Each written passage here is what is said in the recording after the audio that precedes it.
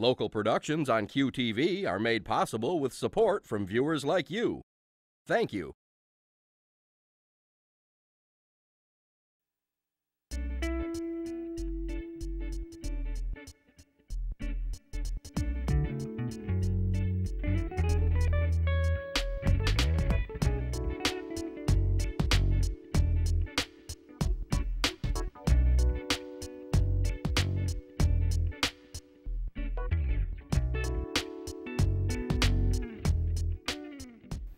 Hello everyone, I'm Junia. Welcome to Uncommon Sense. Thank you for joining us, yet again I hope. My guest today is Sara Van Tol. Sara is a local artist who passed over a career in meteorology to pursue her passion in glass art. Sara was awarded the 2014 Mary Louise Wimmer Award for Excellence from the 57th Street Art Fair in Chicago.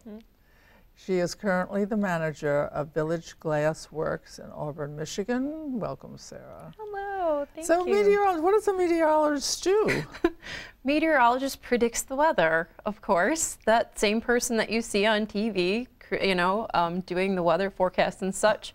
Myself, I wasn't on television, but I actually did aviation forecasts. Way too high stress for me, in my personal opinion. And honestly, it seems kind of silly, but I got tired of being wrong all the time. How wrong were you, or how? No, I don't even want to put a number on it. No, because you know everybody, as a meteorologist, it's all in flux anyway. Oh, definitely. So much science, and I just really didn't enjoy it. It just wasn't right for me. I felt called to do something else, of course. You know, I went through and I got my meteorology degree and such. You know, I loved the feeling of doing meteorology. However, it just wasn't what I was meant to do. A lot of math, is it? Because they're microclimates? So much math and physics. I ended up with a math minor by the time I finished my degree. But I'm more than happy to move into my new career now. And what did you sense or feel that made you start to look around for another career? Like I say, it felt sort of like I really did have a problem not feeling successful all the time. Yeah. Don't get me wrong, there are many great meteorologists out there that just have that natural knack for it, and I just never felt like I had that knack for it. And I had grown up in the art field my whole life. It was just something that I decided to put aside, I guess. I saw how my parents own their own stained glass business in Auburn, and I grew up there, of course. However, I saw how hard it was to be a small business owner. Yes. And thought, do I want to go there? I don't really know. And, you know, during the course of in grade school and high school and such, I, you know, enjoyed the whole meteorology thing, and I thought, sure, I'll give it a go. And I tried, and unfortunately, well, it's all part of our journey, of course. Yes. But I tried it, and it just didn't work out for me. And when you decided that you had to make a change, and you were probably going to choose it in the direction you knew best, which was working with glass, with your parents? Originally, yes. Once again, it was a journey. After I got my degree in meteorology, I moved up to Minneapolis for a year. Like I say, I lived out there for a year, but you know, I traveled back home and tried to find myself. During the course of that time, I also spent some time in retail, you know, just trying to find something that I enjoyed. And I do enjoy, you know, talking to people and getting to know everyone and helping people out and such. So the family business was always open during that time, and just our different family members were going through different things, and such that at one point in time, my dad actually was going through some health issues. Oh.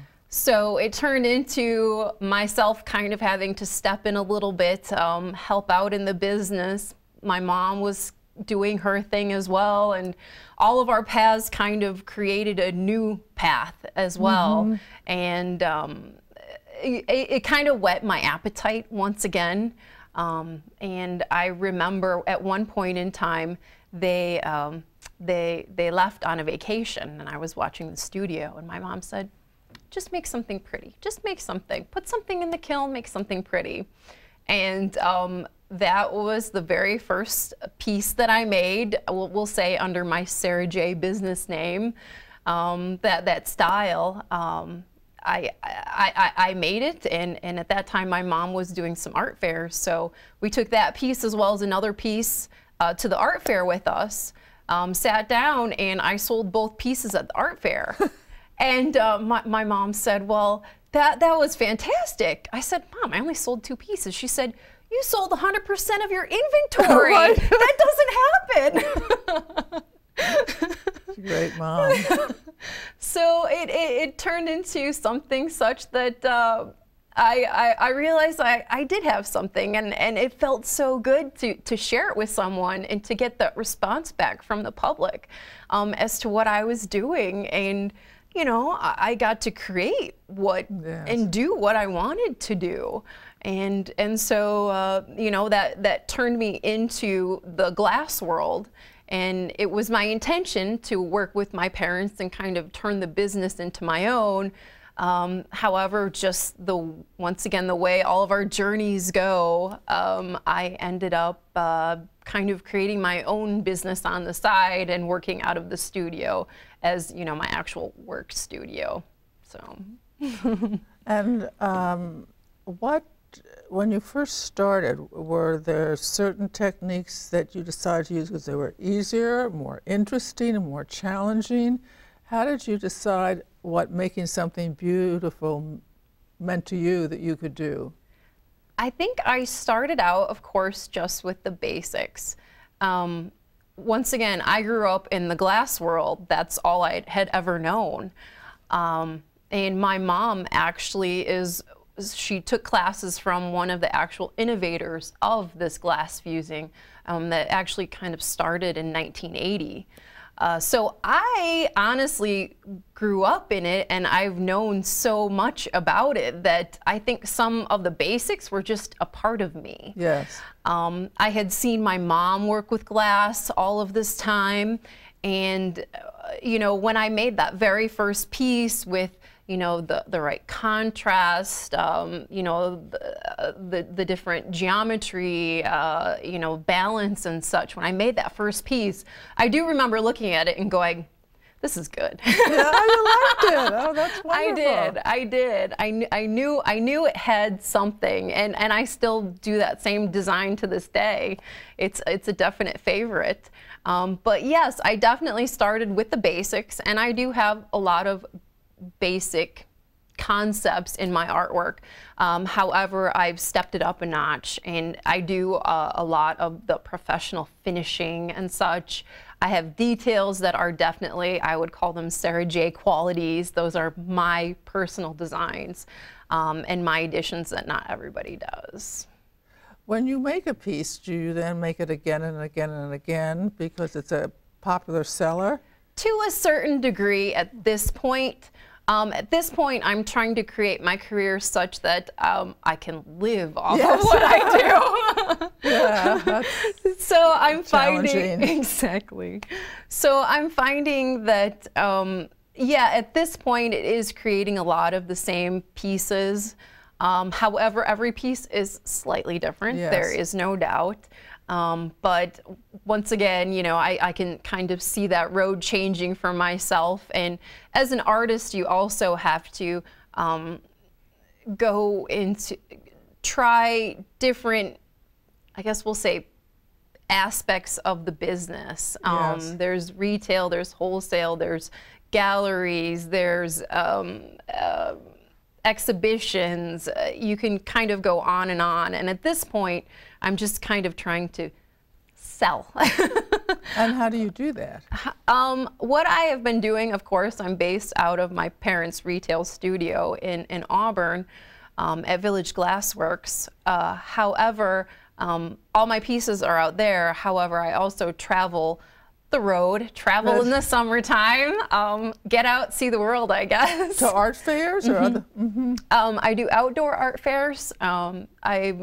This winter, I'll actually be doing a handful of indoor art fairs. I also did one in the fall as well. Yeah, the outdoor art fairs, it kind of gives me a chance to once again talk one-on-one with the person who's going to be enjoying my piece of art in their home. Yeah, outdoor art fairs. I'm in a handful of galleries as well. I'm working my way into more of the, we'll say, a corporate aspect of artwork as well. How do you do that? Making contacts. What kind of contact? I actually, once again, my whole life, of course, as anyone will say, is definitely a journey. And this past year, I met someone who found a lot of interest in me, and we became friends. And honestly, we met through a fundraiser of all the crazy things. It was a fundraiser such that they teamed a local artist with a local celebrity, we'll say. And he happened to be a person that knew a lot of people, a lot of the people that I found that I needed to know.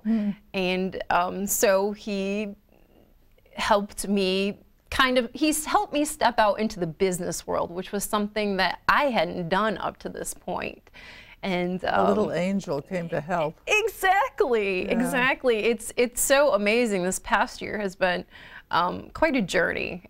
It's been fun. Yeah, it's been getting better and better, of course. When you go and meet someone who's in the corporate world who might be a potential buyer, are they from some part of the corporation? I mean, maybe they have a office art program or something like that. When you say corporate, what does it mean to you in terms of your work? Corporate, I'm trying to get into more installations and such. Quite possibly, you know, designing artwork for an office building. Maybe it's custom, maybe it's based off of something that I've already created. I've also worked with galleries and those galleries are working with other locations as well. So it just kind of depends on what the situation is. A lot of sales required. Oh goodness. So much sales, so much marketing when it comes to being an artist, definitely. And so what have you learned about marketing? Marketing, you have to be willing to try anything. You have to step outside of the box. In the past, even something of this nature, I would be kind of frightened of. But all of these little things add up. Getting yourself out there, getting someone to see you. Online is important. There's so much to marketing. I'm still challenged. There's still so much time that needs to be spent in doing that, of course. And I would much rather be creating, but what can you do? I think it's equally important. Huh? Oh, definitely. I don't want to say more important, but without that, or someone doing it for you, you're really nowhere. Right. So what can you show us an example of an early technique and maybe a more recent technique? Sure. I brought some pieces with me today, and this is actually that exact same piece that I said was my very first piece. My first piece was done in a few different colors, but this is actually a very basic process. However, I do say that I'm just going to see. Oh, there we go. I do definitely really use some additional techniques on them, such that everything is essentially professionally finished. Which means all of my edges are ground to perfectly straight. They're perfectly polished. You can see that small sandblasted etching design. That's something that I always add as well. This is the etching design? Oh, no. This. Yes, that's all etched on. That's a cold process. It's a process that's done when the glass is out of the kiln, actually. But that's one of my early techniques. And these little glittery squares, how do you do that? It's called a dichroic glass. Of course, there are many different kinds of glasses. And dichroic glass is a glass that has a coating put on it. It's put on at the factory. It's multiple layers of metallics, essentially. But it creates that rainbow design, and there are many different designs, but that's just what I've chosen and how I've chosen to use it in my piece. And then they're dropped in, or how do you incorporate them? They're baked in? Pretty much. All of the different pieces, all of these different colors are cut out of large sheets of colored glass. I get a sheet of glass just like a piece of a window pane that you look through every day. Of course, it's clear. However, I get that same sheet of glass, only it is in different colors. It's in different opaquenesses. It has wispinesses, it has textures, it has iridescence on it, and I cut those colored pieces into the shapes that I want. Then these pieces are laid flat on a kiln surface, and that kiln surface is then taken up to 1500 degrees. Wow. And a very strange physics of glass says that it's always going to want to seek an even level. So that's why you're seeing the beautiful gloss on all of the glass, because all of those same pieces are seeking that even level. So you have to grasp what the glass is going to do. It doesn't always end up that way, how you anticipate it's going to be. However, that's sort of the fun of it as well. And from there, what was your next step? Then I moved into using different types of metallic textures. Once again, this is also a different shape that I created of a piece. This is a sushi plate. I call it a sushi plate.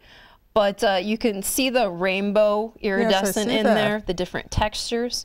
Once again, I add the sandblasted designs on the side. All of my pieces are functional. If you wanted to use them, you certainly could.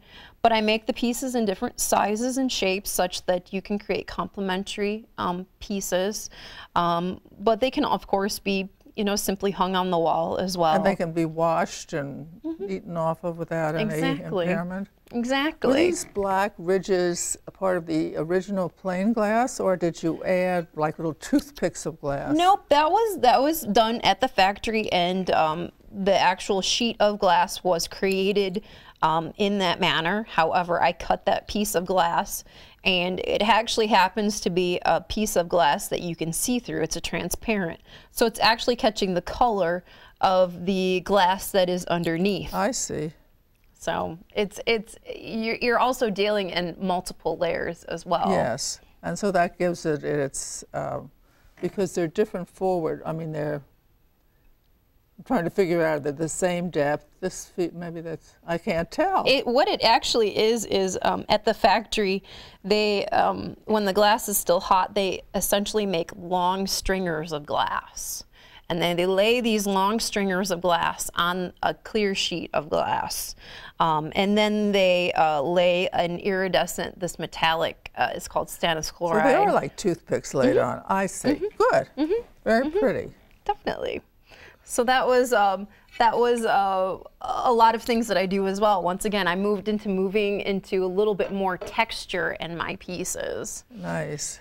And then I ended up turning into using an actual new process of my fused glass pieces. It's actually putting the glass in the kiln and then moving it around. Kind of lets me interact with my art as well, which is always fun. Never knowing what's going to happen, but once again, that's the fun of it all as well. But seeing how the different colors interact, once again, playing with different types of textures with the sandblasted designs as well. But I like to deal with a lot of rich colors, deep colors. So what did this start out as? I mean, it was like a plum color and a clear white, and then did you move it with a stick? Or? I use long metal rods. Yeah. Of course, the glass is still, or excuse me, the kiln is still hot at 1500 degrees. I'm not in any type of fire resistant suit or anything, but you know, I do have gloves. Careful. Yeah, I do have gloves, gauntlets, a face mask, things like that. Like I say, it starts out with just different pieces. There's a mauve in there, there's a cranberry color, French vanilla, periwinkle, plum, clear. There are, oh my goodness, multiple different colors. Where's the periwinkle, or did it all get... Periwinkle is kind of like actually right in here. Oh, I see what you mean. I'm glad you pointed that out. Periwinkle right there. Good framing. Yeah. Yeah, like I say, I like to create clean designs as well. Even though I'm doing something fun and funky, it's still framed within this clean color, this elegant color, and once again a different texture, that beautiful glossy black color. Now, do you find you have one more? I do have one more. Let's talk about that before I move to something else. And then my final pieces ended up, I do a lot of wall art as well. This piece is actually a small piece of a larger piece as well. But once again, I'm integrating actually multiple techniques that you've seen. You know, some of those, the stirring of the glass with that stripe down the center. Once again, different textures and such. I have a silver texture on there, and you know, just your plain Jane, you know, glass fusing. I've mounted this on brushed stainless steel. Once again, a very clean, urban, sophisticated type of feel to the piece. And the fun of it is also that these can hang any direction as well. I was going to ask you about that. You know. Do you have a preference, or that's the owner's contribution to the art? In the end, it's whatever that person wants on their wall, whatever space it fits into, or however it strikes them. This one is intended to go like this, only because, in this direction, only because it actually connects to another larger piece as well. Oh, interesting. Interesting. Yeah, but once again, I love playing with the different types of textures, the gloss of the glass, the etched parts of the glass that I use the sandblasting, and then of course the brushed stainless steel. Now, are there schools you could go to, or are there inspiration talks or something, or magazines that just sort of give you stimulation and ideas? I think way out there somewhere there is an actual glass degree. I think that's at one university somewhere. However, in the end, a lot of glass artists, number one, of course, there are different types of conferences and things, classes you can take. As I said before, my mom took a class from one of the pioneers of glass fusing. So myself, I feel as though I've pretty much been learning the whole time I've been growing up. And that's true. Like I say, conferences, of course. Glass fusing is boatloads of trial and error as well. And a lot breaks. Oh my goodness. Oh, the things that I've broken. Yeah, I think that's, yeah. Even the best and the most experienced have that, which is a learning lesson for all of us. It's never 100%. Always, always. It definitely happens. But once again, it's part of the learning process. You learn from those. Sometimes you get lucky and you can integrate it into something else. Sometimes. Do you ask your mother's advice on technique? Sure. Yeah. Definitely. She must be very pleased and proud. Definitely. Definitely. That's actually what's really fun. You know, I get to have a partner the whole time that I'm working as well. We both have our own individual styles, of course, but when it comes to, you know, maybe I'm trying a new process or I want to create a new sculpture. Hey, Mom, how do you think I can actually do this? You know, what kind of form do you think I should use? I'm thinking about doing this. Do you think that's a good idea, bad idea? You know, what problems can you foresee in this process? It's a lot of fun. It's definitely a lot of fun. Thank you very much, Sarah. Thank you. All of us have choices on how we're going to lead our life or be on the journey. And Sarah had great courage. First of all, someone in her family nagged her to be a meteorologist so she'd have something, am I right or wrong? They wanted me to get a real job. Yes. It sounds like a parent, but a responsible, caring parent. Exactly. And so she did do that. So she still can do that if she wishes. And, but her heart called out to her after she realized that maybe she wasn't going to be great at it, at meteorology, and that it didn't give her much pleasure. And so she took this, which she had a little bit of background, just being in her family and the family's work focus, but she made it her own very gradually, by one step and the next step, and learning through trial and error, and reaching out and letting people help her. People are there not only to receive help, but to give help, and it's very pleasurable to help a person on the way to their living their dream. And so she's good at that, and she's also recognized that sales, or what she calls marketing is probably the better word, is so important. Must do that, which means basically good relationships with people, which we all want anyway. Life is so much better. Did a little lecture here. If you do have good relationships, and part of it is being kind. I always ask you to do something kind, and part of it is to be caring and just understand people have good days and bad days, just as you have a good day and I have a good day and a not so good day, and we look for the best in people. So thank you for tuning in, and I'm looking forward to seeing you next time on Uncommon Sense. To contact Junia, send her an email at info@juniadone.com. For more information, program schedules, and news about future guests, go to www.juniadone.com.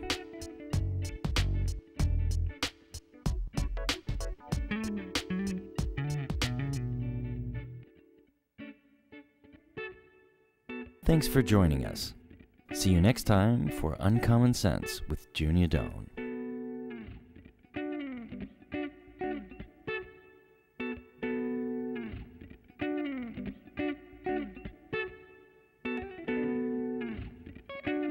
Local productions on QTV are made possible with support from viewers like you. Thank you.